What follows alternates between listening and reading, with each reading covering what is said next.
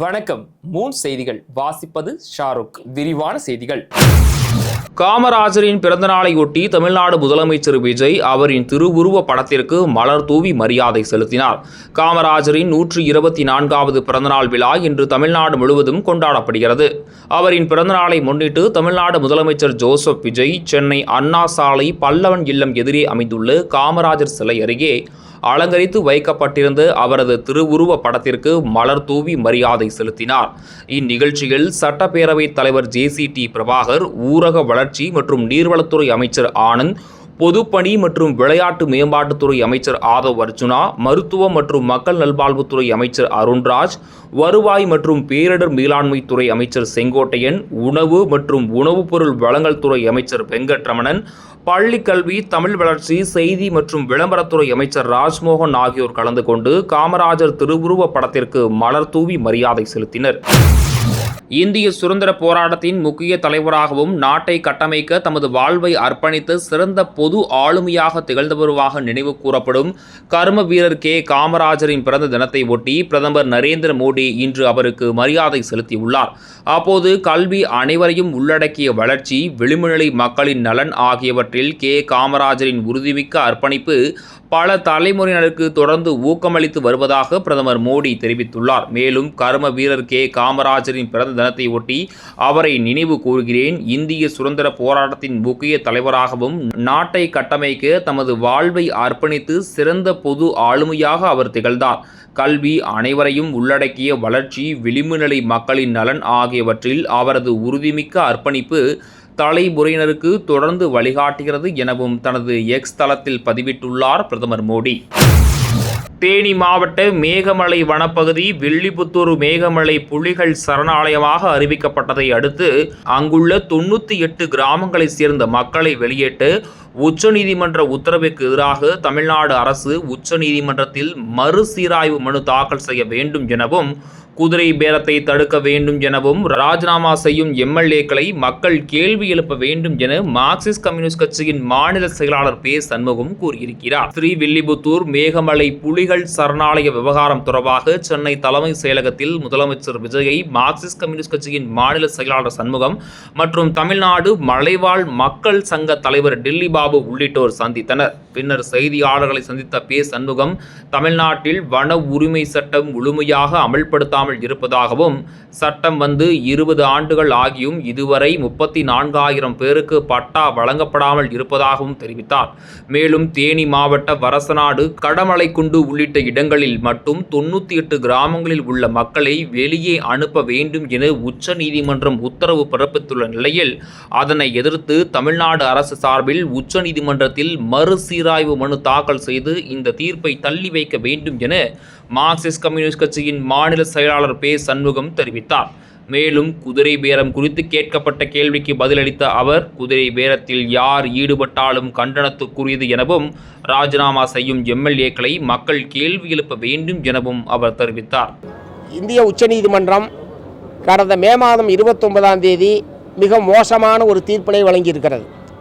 குறிப்பாக களக்காடு முண்டந்துறை, ஸ்ரீவில்லிபுத்தூர் மேகமலை புலிகள் சரணாலயம், அதே மாதிரி கன்னியாகுமரி மாவட்டம் உட்பட இந்த மாவட்டங்களில் இருக்கக்கூடிய வனங்களில் வாழக்கூடிய மக்களை எல்லாம் வரக்கூடிய ஆகஸ்ட் மாதம் 28ஆம் தேதிக்குள் வெளியேற்ற வேண்டுமென்று மிக மோசமான ஒரு உத்தரவை வெளியிட்டிருக்கிறார்கள். அந்த உத்தரவில் சாதாரண சிவில் சமூக மக்களுக்கு எதிராக ஒருவேளை தமிழ்நாடு அரசாங்கம் இந்த மக்களை எல்லாம் வெளியேற்றுவதற்கு ஒத்துழைக்கவில்லை என்று சொன்னால் மத்திய துணை இராணுவ படையை நீங்கள் பயன்படுத்தலாம் என்று சொல்லி அந்த உத்தரவிலே குறிப்பிடப்பட்டிருக்கிறது. உச்சநீதிமன்றத்தினுடைய இத்தகைய உத்தரவு என்பது உண்மையான கண்டனத்துக்குரியது. சாதாரண சிவிலியன்களுக்கு எதிராக துணை இராணுவ படையை பயன்படுத்தலாம் என்றெல்லாம் நீதிபதிகள் சொல்ல ஆரம்பித்தால் மக்களுக்கு எதிராக உச்சநீதிமன்றம் எந்த அளவுக்கு இருக்கிறது என்பதற்கு இது ஒரு சிறந்த எடுத்துக்காட்டு. ஆகவே அவற்றையெல்லாம் முதலமைச்சருடைய கவனத்துக்கு நாங்கள் கொண்டு வந்திருக்கிறோம். தமிழ்நாட்டை பொறுத்தவரை வன உரிமை சட்டம் 2006 முழுமையாக அமுல்படுத்தப்படாத ஒரு நிலைமை என்பது இருந்து கொண்டிருக்கிறது. இதுவரை தமிழ்நாடு முழுவதுமே ஒரு 35,000 குடும்பங்களுக்குத்தான் பட்டா என்பதே வழங்கப்பட்டிருக்கிறது. சட்டம் 20 வருஷம் ஆச்சு. 20 வருஷத்தில் திமுக, அதிமுக 2 கட்சிகளும் தான் ஆட்சி பொறுப்பில் இருந்திருக்கிறார்கள். 2 முதலமைச்சர்களிடத்திலேயும் நான் நேரடியாக பலமுறை வன உரிமை சட்ட அமலாக்க சம்பந்தமாக வற்புறுத்தியிருக்கிறேன். ஆனால் அது அந்த நேரத்திற்கு சில மலைகளில் பட்டா வழங்கப்பட்டதை தவிர இதனால் பயன்பெற வேண்டிய எல்லா குடும்பங்களுக்கும் அந்த பணி என்பது தமிழ்நாட்டில் நிறைவேறவில்லை. அனைத்து பயனாளிகளுக்கும் வன உரிமையும் நில உரிமையை வழங்குவதற்குரிய நடவடிக்கைகளை தமிழ்நாடு அரசாங்கம் தீவிரப்படுத்த வேண்டும். இந்த 2 விஷயத்தை நாங்கள் வற்புறுத்தியிருக்கிறோம். குதிரை பேரத்தில் யார் ஈடுபட்டாலும் கடுமையான கண்டனத்துக்குரிய ஒரு விஷயம். இப்போ தானாக விரும்பி சேருவதற்கும் ஒரு ஆசை வார்த்தை கூறுவது அல்லது குறிப்பிட்ட தொகையை தருகிறோம் அதன் மூலமாக நீங்கள் வாங்கல் என்று சொல்வது எல்லாமே கண்டிக்கத்தக்க விஷயம். அது பொதுமக்கள்கிட்ட கோபம் வரணும் சார்.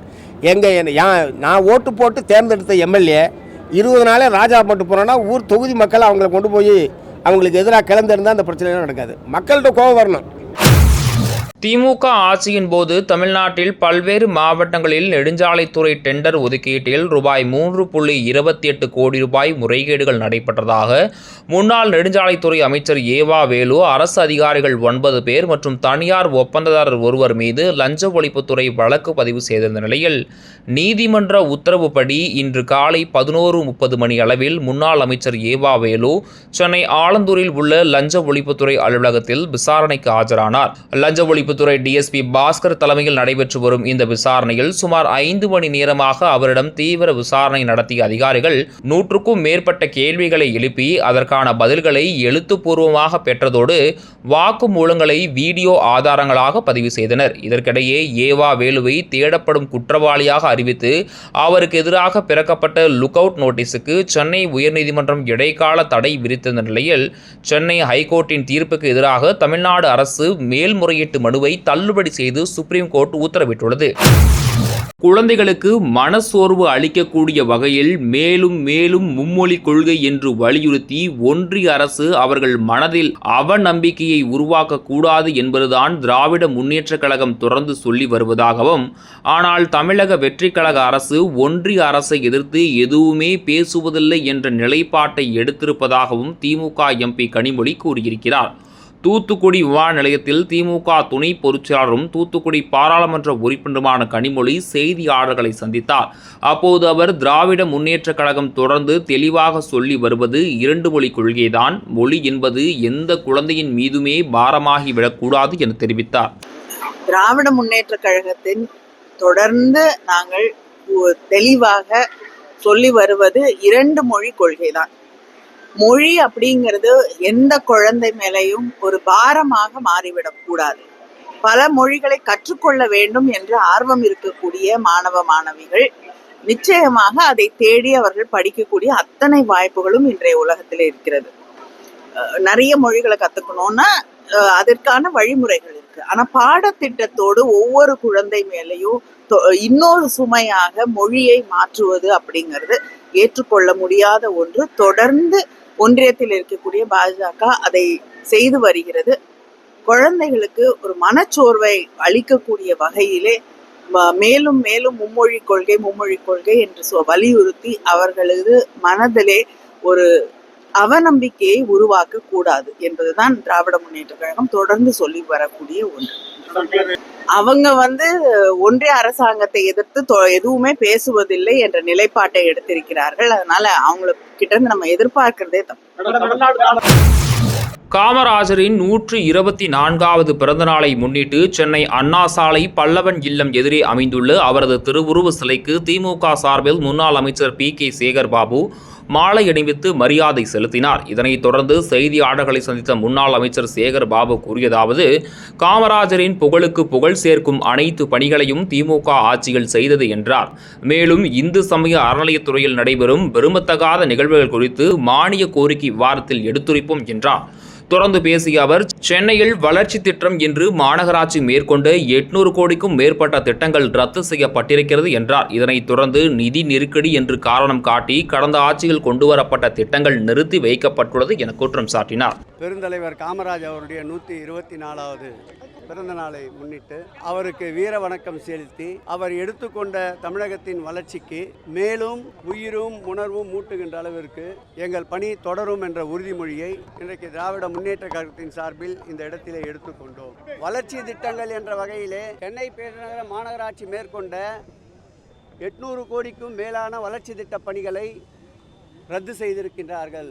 ரத்து செய்யப்பட்ட பணிகளை மீண்டும் எப்பொழுது ஒப்பந்தம் கோரப்பட்டு மக்களுடைய அடிப்படை தேவைகளுக்கு இன்றியமையாத பணிகள் என்பதை உணர்ந்து வெகு விரைவில் அந்த பணிகளை மக்கள் பயன்பாட்டிற்கு கொண்டு வர வேண்டும். மாண்புமிகு திராவிட மாடல் ஆட்சியுடைய நாயகன் எங்கள் உயிரினும் மேலான திராவிட முன்னேற்ற கழக தலைவர் அவர் சிந்தையில் உதித்திட்ட வடசென்னை வளர்ச்சி திட்டத்தை முழுமையாக இன்றைக்கு முடக்கி வைத்திருக்கிறார்கள். அந்த ஒவ்வொரு திட்டமும் ஏழை எளிய மக்களுடைய அன்றாட வாழ்க்கையில் பின்னி பிணைந்திருக்கின்ற திட்டங்கள். அந்த திட்டங்களையும் நிதி நெருக்கடி என்று காரணம் காட்டி கடந்த ஆட்சி காலத்தில் கொண்டு வரப்பட்ட திட்டங்கள் மாண்புமிகு திராவிட முன்னேற்ற கழகத்துடைய தலைவரின் புகழுக்கு புகழ் சேர்க்கும் என்ற காரணத்தால் நூலகங்கள், படைப்பகங்கள், விளையாட்டு மைதானங்கள், விளையாட்டு கூடங்கள், பூங்காக்கள், அதேபோல் கழிவுநீரேற்று நிலையங்கள், அதேபோல் தடையின்றி வழங்கப்பட இருக்கின்ற மின்சாரங்கள், இப்படிப்பட்ட பணிகளுக்கு இன்றைக்கு தடைகள் ஏற்படுத்தியிருக்கின்றார்கள். இவை அனைத்தும் மக்கள் வளர்ச்சிக்கான திட்டங்கள் என்பதால் இந்த ஆட்சியாளர்கள் அந்த பணியை தொடர வேண்டும் என்று இந்த நேரத்தில் வேண்டுகோள் வைக்கிறேன். காழ்ப்புணர்ச்சியை காட்டுகிறது. மக்கள் அனைத்தையும் உன்னிப்பாக கவனித்துக் கொண்டிருக்கின்றார்கள். உதாரணத்திற்கு சொல்ல வேண்டும் என்றால், மயிலேடி பூங்காவில் அமைக்கப்பட்டிருந்த கல்வெட்டு அவர் துணை முதலமைச்சராக இருந்தபோது திறக்கப்பட்ட கல்வெட்டு. அந்த மயிலேடி பூங்காவுடைய கல்வெட்டை 2 நாட்களுக்கு முன்பு அகற்றியிருக்கிறார்கள். அதேபோல் ராயபுரம் மண்டலம் 5 எதிரிலே இருக்கின்ற முதல்வர் திருமண மாளிகையிலே பதிக்கப்பட்டிருந்த 2 கல்வெட்டுகளையும் அகற்றியிருக்கின்றார்கள். இப்படி கல்வெட்டுகளை அகற்றுவதால் மாண்புமிகு திராவிட முன்னேற்ற கழக தலைவருடைய புகழ் பணிகளை என்னாலும் மறைக்க முடியாது. கல்வெட்டுகளை வேண்டுமென்றால் அகற்றலாம். மக்களுடைய இதய சிம்மாசனத்திலே குடியிருக்கின்ற மாண்புமிகு தமிழக முதல்வருடைய பெயரை எதை வைத்து அகற்றுவார்கள், எதை வைத்து நீக்குவார்கள்? ஆகவே இந்த காழ்ப்புணர்ச்சியை மக்கள் உன்னிப்பாக கவனித்துக் கொண்டிருக்கின்றார்கள். தகுந்த பாடம் விரைவில் கற்பிப்பார்கள். போதைப்பொருள் ஒழிப்புக்கு எதிராக தமிழ்நாடு, கேரளா ஆகிய இரு மாநிலங்களும் இணைந்து செயல்படுவது அவசியம் எனவும் அதற்கு முழு ஒத்துழைப்பு வழங்கப்படும் என முதலமைச்சர் விஜய் உறுதியளித்துள்ளதாகவும் கேரள உள்துறை அமைச்சர் ரமேஷ் சென்னிலிதா கூறியிருக்கிறார். சென்னை தலைமைச் செயலகத்தில் இன்று செய்தியாளர்களை சந்தித்த அவர், போதைப் பொருளுக்கு எதிராக ஏற்கனவே கேரளாவில் ஆபரேஷன் டூஃபான் திட்டம் செயல்படுத்தப்பட்டு இதுவரை 6000 பேர் கைது செய்யப்பட்டுள்ளதாக கூறிய அவர், முதலமைச்சர் விஜய் உடன் கேரளா தமிழகம் எல்லைகளில் எந்த பிரச்சனையும் இல்லாமல் இருப்பது குறித்து பல விஷயங்கள் குறித்து ஆலோசித்தும் எனவும், போதைப் பொருட்களுக்கு எதிராக தமிழ்நாட்டில் மிக முக்கிய முடிவுகளை எடுத்துள்ளார் முதல்வர் விஜய் எனவும் தெரிவித்துள்ளார். மேலும் கேரள மாநிலத்தின் பிராண்ட் அம்பாசடராக மோகன்லால் மற்றும் முதல்வர் விஜய் இருவரும் இணைந்து கேரளத்தில் போதைப் பொருட்களுக்கு எதிரான விழிப்புணர்வு நிகழ்ச்சிகளில் ஒன்றாக கலந்து கொள்ள பணிகள் நடந்து வருகிறது எனவும் அது குறித்தான தேதி விரைவில் அறிவிக்கப்படும் எனவும் தெரிவித்தார். Today I met the Honorable Chief Minister and apprised about the drug menace which is happening in all the southern states. I requested the Honorable Chief Minister to take up this issue and help us. Kerala government has already started Operation Tufan. It's a narco hunt, and for last 43 days we are successfully organizing this program. More than 6,000 people were arrested and 5,500 cases were booked, and more than 100 people are still in the jail. Their properties were confiscated by the government. Drug menace is the biggest issue not only in any state, everywhere in the country. So we came here to seek the help of the Chief Minister for helping us in the borders. Last week there was a meeting of the DGPs. All the DGPs of the 5 states were there, and we discussed and we made a plan how to wage war against this drug mafia. And today we discussed with the Chief Minister about the various aspects of the operation. He fully supported the Operation Tufan. He said that the entire Kerala Tamil Nadu border will be in totally sealed, and both the states will, the police forces of both the states will work in hand to nab those people who are trying to to give or sell the drug material in both the states. I am very thankful to the Chief Minister Vijay. He has taken a strong decision in Tamil Nadu also. He had already started a campaign against the drug. We are very thankful to him. He promised that Kerala borders will be properly under surveillance, and both the states will definitely give information, and intelligence information will be passed on to each other, and there will be a coordinated effort against the drug peddlers, and awareness campaign will be undertaken by both the states together. And I also invited him, the Honorable Chief Minister, to Kerala, and our brand ambassador is Mohanlal. So Mohanlal and Vijay will be together in Kerala for a big function, and both of them acted in one film, one film. So our brand ambassador Mohanlal and Tamil Nadu's brand ambassador, the Chief Minister, both were there in a big function. He assured that. We are very thankful to him.